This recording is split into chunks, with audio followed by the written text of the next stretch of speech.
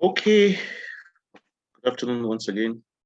My name is Dr. Uja, and we have been discussing PAD 403 Democratic Studies.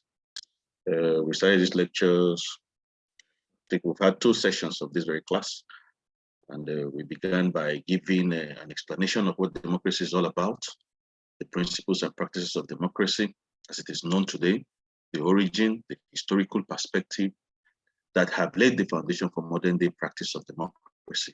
And we traced the Greek city-state. We talked about other aspects of democracy, ranging from the issues of separation of power to the rule of law, to the fundamental human rights that exist as basic principles of democracy, and how the human-centeredness of democratic principles and practices makes it stand out against other considerations or above other considerations, as the case may be.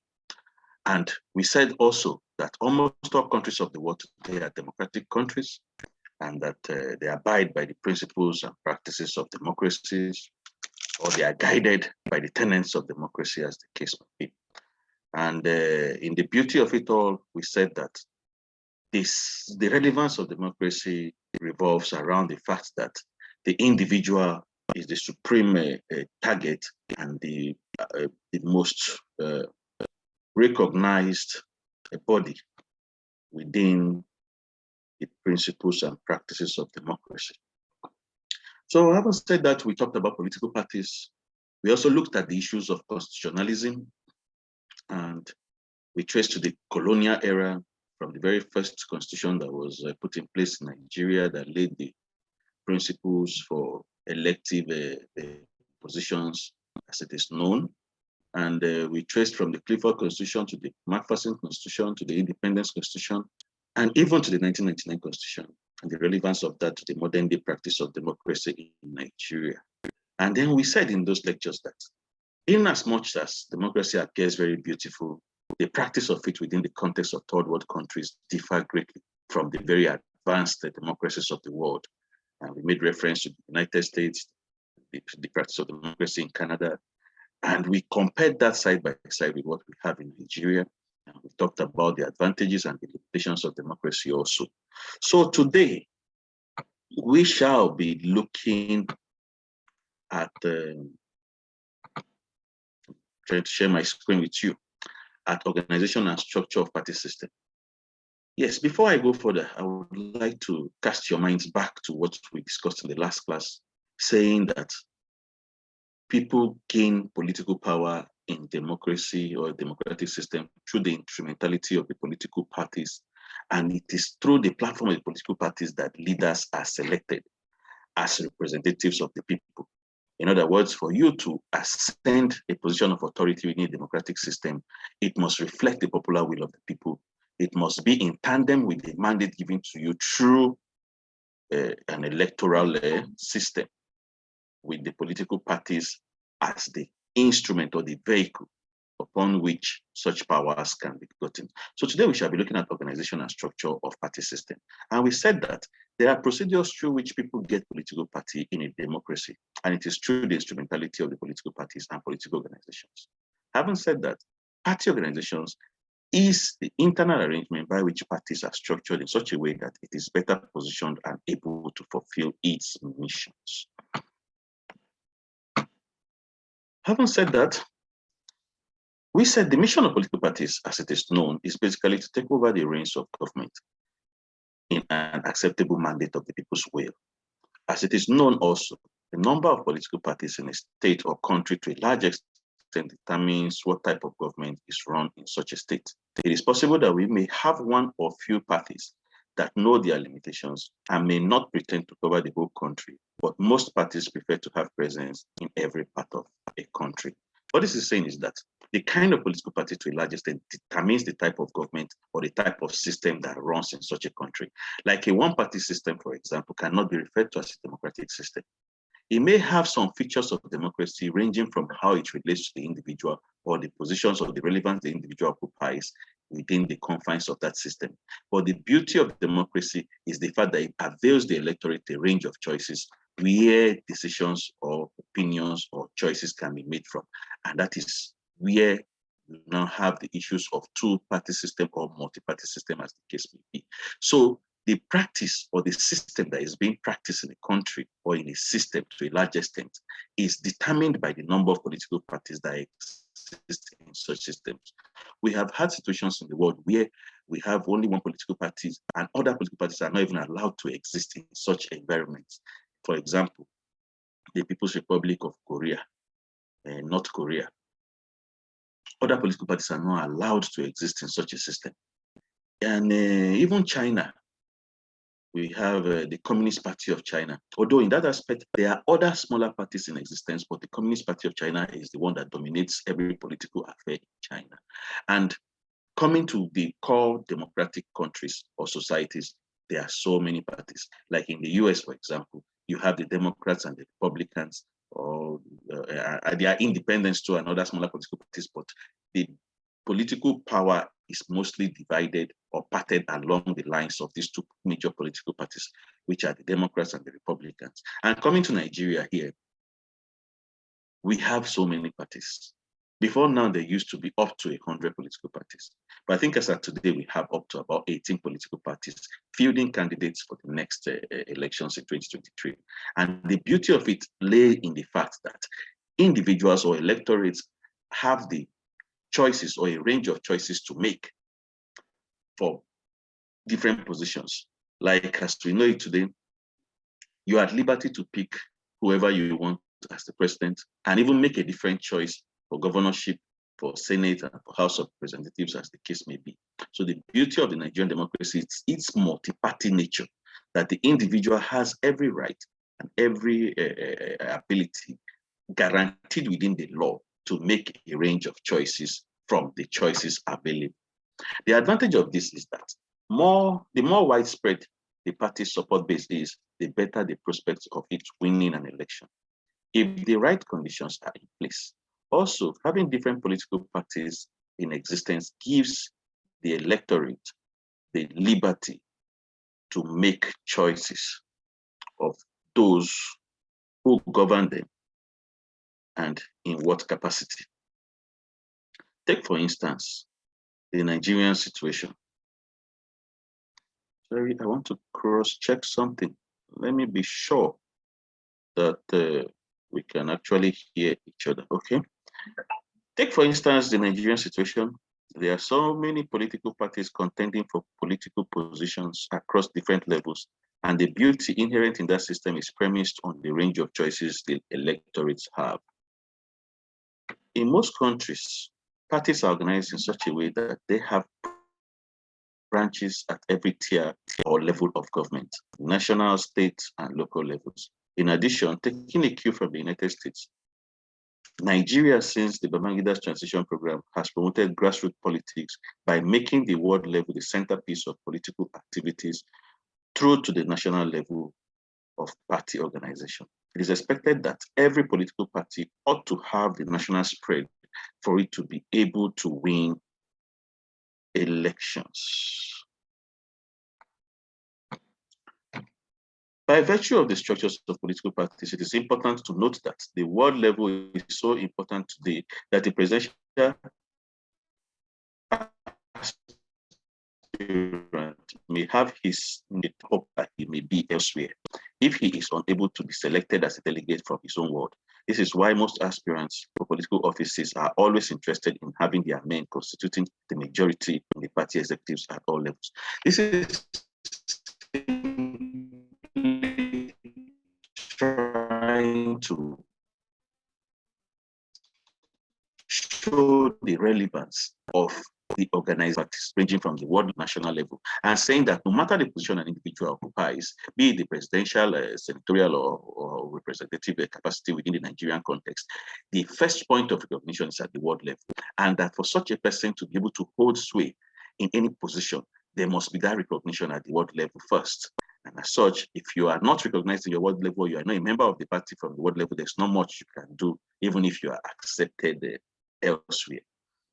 This is why most aspirants for political offices are always interested in having their men constituting the majority in the party executives at all levels. Beyond the party's official executive organs, there are other levels of party organization. This includes the Central Working Committee, some parties call it the National Working Committee, the Board of Trustees, the Elders Council, the Parliamentary or Legislative Caucus, the party's Governors Forum, etc., etc. These are all organizational arrangements or hierarchical structure that exist within the confines or the instrumentality of the political parties. And it is said that it is premised on the levels of relevance of these very different positions that a political party is structured, and every category understands what such a role comes with or the responsibility that are accorded with such positions.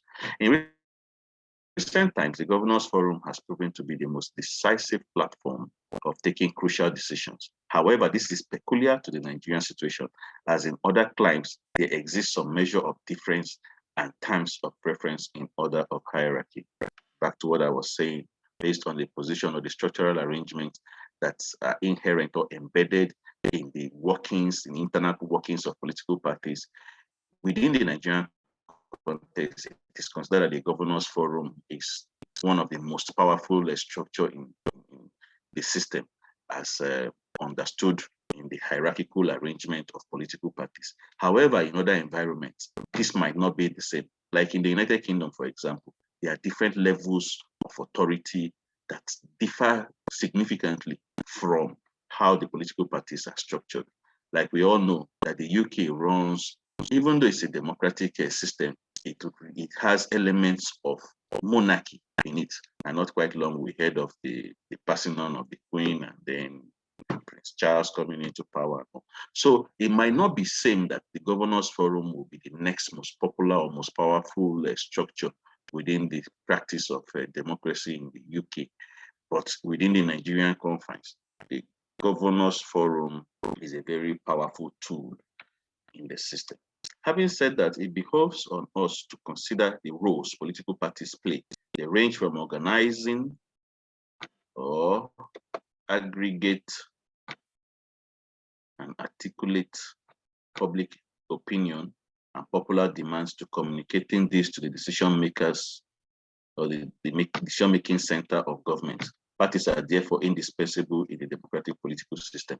This is not talking about the role or the functions of political parties, stating that they organize the interests, popular views, and opinions of the people and communicate same to the central government. And the government also take decision, and there is a change of opinions and decision making between the electorates and the government. And we shall be looking in the course of these lectures, we shall be looking at the systems theory and the feedback mechanism that is inherent in the system, where demands are aggregated and passed to the system, that's the central government, and decisions are made or policies are made in the interest of the people, and it is communicated back to the people. So we shall be looking at that as time goes on. So parties are therefore indispensable in a democratic political system. Remember when we started this class, I talked about how the type of political party determines the system or the practice of the system, and that one political party sometimes may have elements of democratic principles and practices, but they are not referred to as democracies, owing to the fact that it is more authoritarian or dictatorial to have a one-party system. But the beauty of democracy is that there are a range of choices for the electorate to make picks or to choose from. A party system is a network of relationships through which parties interact and influence the political process. The most popular way of distinguishing between different types of party system is the reference to the number of parties competing for power. Single or one-party system. A one-party is a system in which only one party is legally recognized in the country. Therefore, it is illegal for any organization to operate as a political party in such country. It is a common feature of communist and socialist countries like North Korea, Cuba, and a host of others. Those who promote one-party system advance the following advantages or the following reasons. One party prevents economic waste, in the sense that elections are not held among numerous parties, most of which are not viable or strong enough to win a single seat. What this is saying is that there is a reduced economic waste when you have a one-party system, as everybody is expected to align within that one-party structure, and then the whole money that is always being budgeted or spent on elections and on running different political parties is eliminated from the system. As such, waste is reduced to the barest minimum.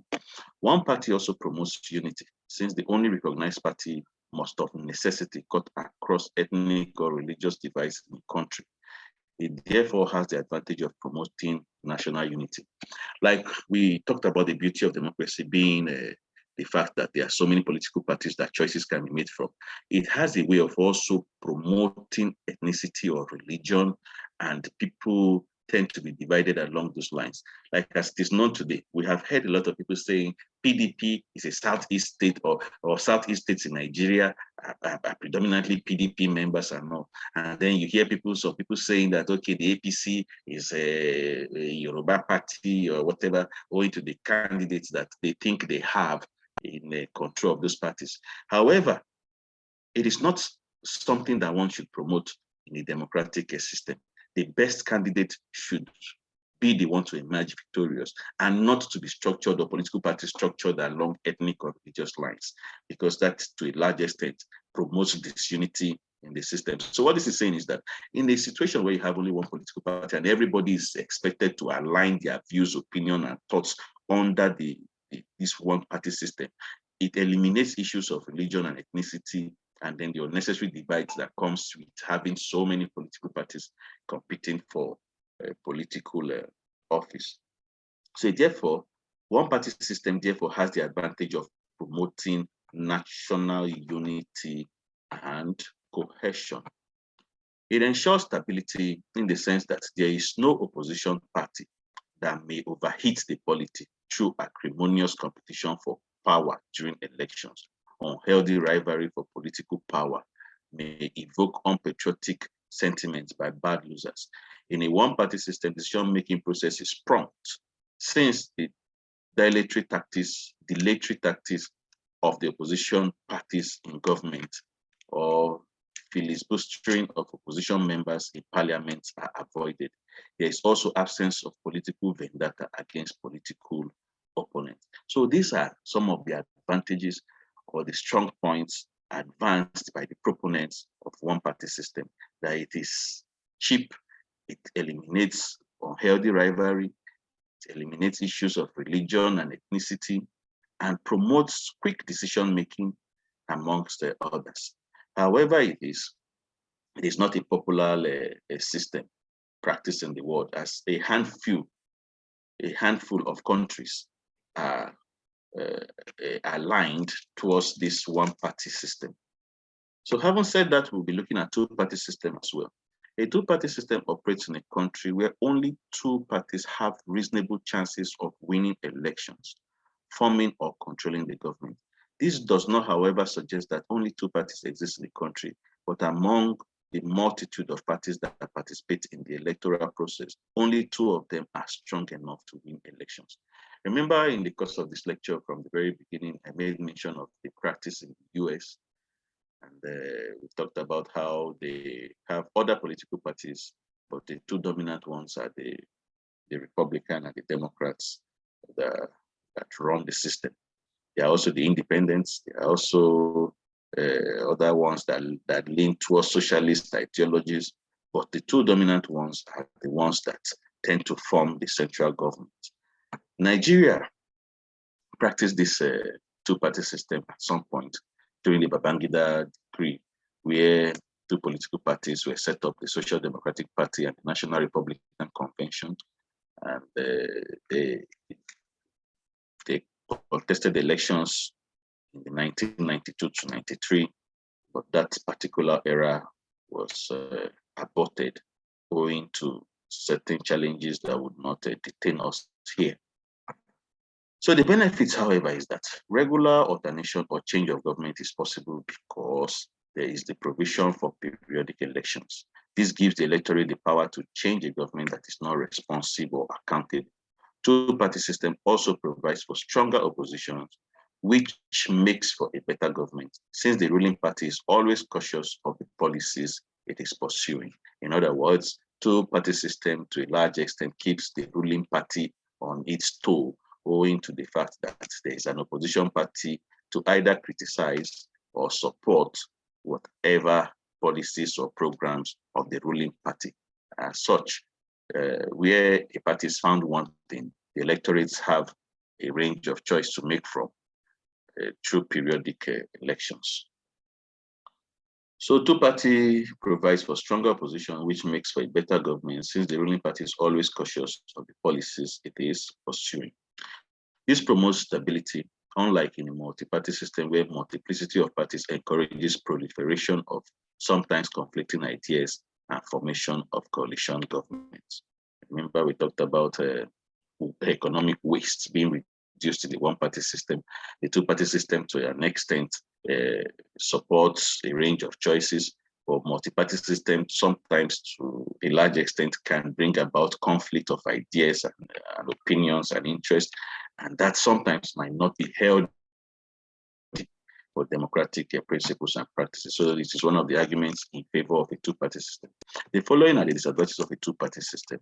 There is the danger that the two-party system may divide the country into two opposing factions. This can polarize the country along religious and ethnic divides and may thereby negatively affect or endanger national unity. It may also lead to one-party state if one of two parties retain power for a disproportionately long period. This may tempt the other parties to dissolve into the ruling party. So there is the risk of a two-party system metamorphosing into a one-party state, owing to the fact that if the ruling party stays in power for too long, and the opposition party, like as we know in Nigeria, are sidelined from decision-making and from issues of governance, there's the tendency that the opposition party will fizzle into the ruling party. Like we know, even though we run a multi-party system today, you have people in PDP, tomorrow they're in APC, and they continue to alternate between where power lies as it concerns their interest. And that is not very healthy for the practice of democracy. So having said that, we shall be looking at multi-party system. And we have said here that a multi-party system exists in a country where there are several parties, and there is the possibility that each of them has reasonable chance of winning seats in the legislature. This model is suitable in a country where there is multiplicity of sometimes minority interest, in which case each of these parties will represent such an interest. Nigeria is also a good example of multi-party system, with parties such as the All Progressive Congress, the Labour Party, People's Democratic Party, the African Democratic Congress, etc., struggling to wrestle power at the center periodically. Multi-party system can also be defined as a system where more than two political parties are contesting for political power in a country. So the beauty of this is in the fact that there are so many political parties. And in Nigeria, for instance, we have up to 18 political parties going in for the 2023 elections, with all of them having presidential candidates, senatorial candidates, House of Rep candidates, House of Assembly candidates, governorship candidates, as the case may be. So electorates have a range of choices to make. And it is within the ambit of the law that individuals have the right to stand for positions and can vote and be voted for. As we know it, to a large extent, it is the beauty of democracy. The greatest advantage of multi-party system is that individuals can easily make free choices of parties and programs. There is also absence of dictatorship due to multiplicity of parties that are always ready to put the leadership of the ruling party on its toes. So where a party or an individual or a candidate of a party is found wanting, choices can be made from other political parties. Multi-party system also presents its own drawbacks. They include the following. Too many political programs are offered to the voters, which may confuse them and make electoral choices difficult to make. It is also very expensive to manage because of the huge costs involved in party organization, voters mobilization, and campaigns, as well as the conduct of elections. Remember the first and second discussions on one-party state and two-party states. We talked about reduced cost for elimination of waste. all that are embedded in a multi-party system, because the system is actually very expensive to run. And sometimes even presents, when you have too many choices, you get confused. So it presents a platform for a confusion, or a platform where the electorate might find difficult to settle for a particular opinion. And you see them vacillating between so many choices. And at the end of the day, so choices are not even made. It is also possible that if these parties are formed on ethnic and sectional lines, they will operate in such a manner as to jeopardize national interest. Remember, I talked about going on in Nigeria now, where you have, instead of looking for the best candidates, people tend to microzone candidates into where they are from, into the language they speak, into the religion they practice, and all that are conflicting variables within the multi-party system arrangement, or within the confines of the practice of our democracy. Instead of focusing on the best possible candidate that can turn out policies and programs that will be in the interest of the majority of the people, they tend to label them according to their ethnic zones, according to places where they are from, and it is not right. It is not what democracy supports, and we should, as much as possible, discourage that within the practice of our own system. So also, there's the issue of the zero-party option. This is, in rare cases anyway, you have some states laying claim to not being built around any political party, or in some instances, you have military juntas in power and they don't subscribe to the idea of any political party. However, it is a system that would also need to X-ray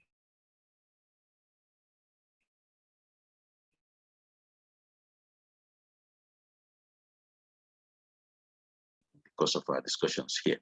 In non-part that General Murtala Muhammad gave to the Constitution Drafting Committee in Nigeria in 1975, when he charged the 50 wise men not to hesitate during the course of their deliberation, and they find the means by which government can be formed without political parties to recommend that alternative. In other words, Murtala Muhammad gave this instruction that if they consider it possible that we can run the Nigerian state without political parties in existence, they should not hesitate to bring that on board. However, it was not long before he discarded the idea and embraced that of party politics, in spite of its imperfections. One needs to point out that it is due to the problems associated with party politics that have made political leaders and politicians to, at one time or the other, toy with the idea of zero-party system. In the developing climes, such as Nigeria, party politics seem to have been fostering the cleavages and division within the society. Hence, the clamor by the citizen out of exasperation, especially in trouble periods, for the no-party option, or even the extreme option of military intervention.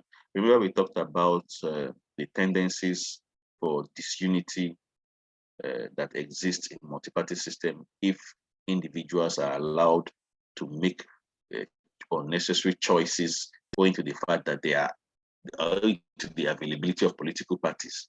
And if one is not careful, there's the tendency to lean towards a particular ethnic group, or a particular candidate for a particular ethnic group. They fact, such a person or such a party shares the same sentiment with an electorate. Instead of looking for the best candidate, there's a tendency that people lean towards their religious affiliations or tribal affiliations as against the popular interest or the will of the majority of the people. And that is a risk under multi-party system. So in situations where that becomes very pronounced, you find electorates wishing for a zero political party, or even for military intervention in politics. That is what this statement is saying. However, the number of parties that exist in the system to a large extent determines the practice of the system. So having said all that, we shall be looking at the functions of political parties. The following are functions of political parties. First, representation. This refers to the capacity of parties to respond to and articulate the views of both members and the voters. And like we said earlier on, the beauty of democracy is in the fact that a range of choices can be made, and it presents the platform through the instrumentalities of political parties for representatives to be elected into public offices as it reflects the popular view of the people, or as it reflects the mandate of the majority of the people. So that is one of the functions of political parties. It accords us the platform through which representatives can be elected.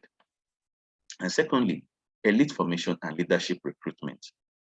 Parties of all kinds are responsible for providing democratic states with their political leaders.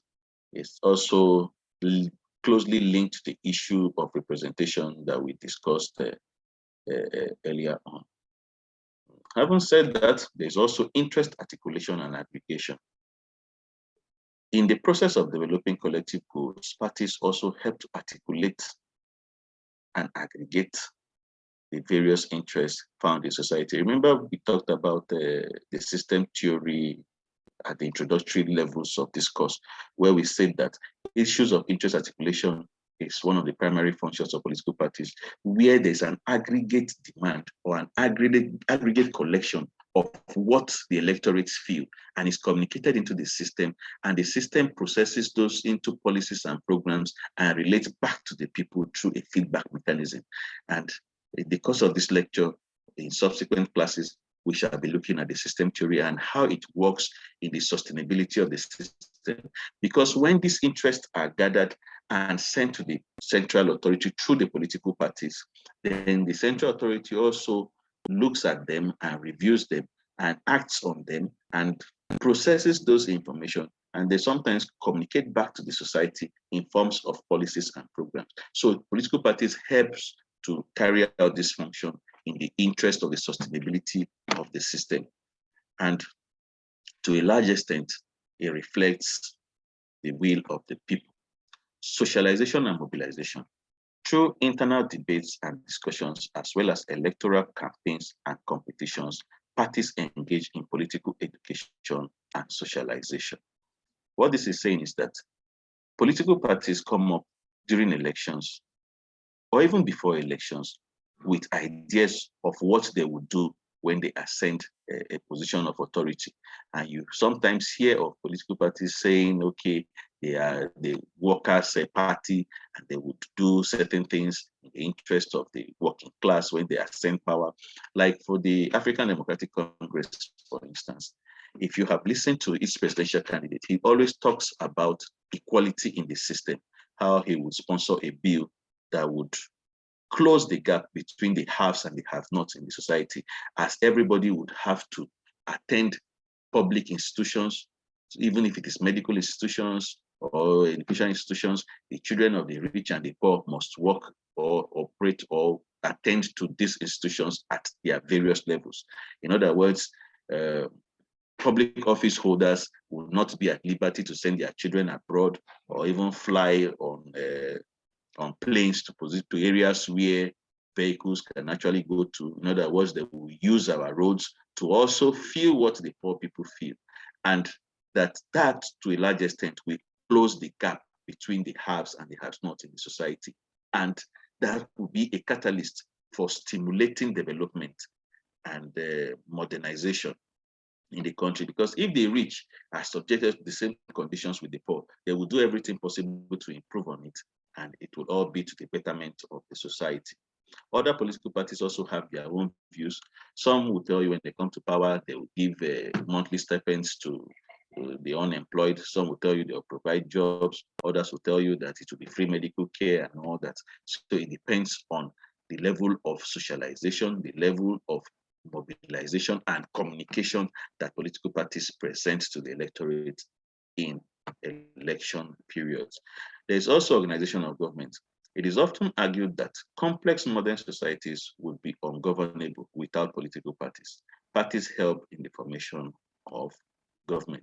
This is self-explanatory, as it is one of the cardinal objectives of political parties to ensure stability of the system and to guarantee sustainability of the system as well. There's also the avenue for criticism of government policies. In the competitive environment of politics, political parties also serve as vital sources of opposition and criticism, both inside and outside government. In other words, if a party is not doing well, it is the duty of the opposition parties to pinpoint those areas of challenges and crises, or the areas of discrepancies, or the areas where the electorates are not comfortable with, to the government of the day. And that to a large extent helps in guaranteeing a sustainable system where the, the, the, the faith, the dignity and worth of the human person can be guaranteed. So political parties perform very, very vital function in the administration of a society, ranging from the issue of representation, issues of mobilization to the system, and then they come back as policies and programs of government. So it is a clear workings of a democratic system. Having said that, we come to the point of the conclusion of this lecture, and we say here that political parties remain the only agency for obtaining and maintaining political power. As such, they must gain popular support, provide political leadership, and respond to society's interests. Parties organize or aggregate and articulate public opinions and popular demands and communicate these to the decision-making center of government. Parties are therefore indispensable in a democratic political system. So the beauty of this all is that political parties present a range of options for how democratic principles and tenets are carried to a logical point where it reflects the will of the people and the decisions of the people are respected. So the manner in which political parties are structured within the system to a large extent guarantees the sustainability of the system, and to a large extent the self-worth of the individual person is guaranteed within the system. So having said that, we have come to the end of this lecture, and I am urging every one of us to communicate with members of this class. The emails were sent out very early enough today for people to have come to class, but I wonder why it's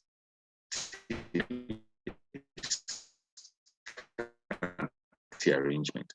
However, I might be shared those people in their workplaces and the timing of the lecture. But do well to read through the materials and then to listen to this video and try to make your own understanding of it. And if there are questions to be asked, do well to drop them on the platform, as I will be able to get them, and we shall together answer them and make the class a more interactive session going forward. So in summary of it all, we have discussed democracy, the origins of democracy. We have discussed the issues of rule of law and fundamental human rights as they exist within the system of democracy. We have talked about how the complexity of modern day society is a departure from the earliest practice of democracy in the Greek city-state. We have also talked about the processes through which people come to power in a democratic system. We have looked at the issues of party structure and the type of political parties that exist in the system as a determinant of whether a country is a democratic one. And we have looked at the issue of one-party state, two-party states, multi-party state, and even zero-party states too. And all this together tends to give an idea of what democracy is about, and equally gives an idea of other forms of government where the principles and practices do not align with democratic values. As such, we shall continue in subsequent classes to look at other areas of relevance as they relate to our topic of discussion. So we shall be stopping these lectures here, and we hope that you would join in subsequent classes. So thank you and enjoy the rest of the day.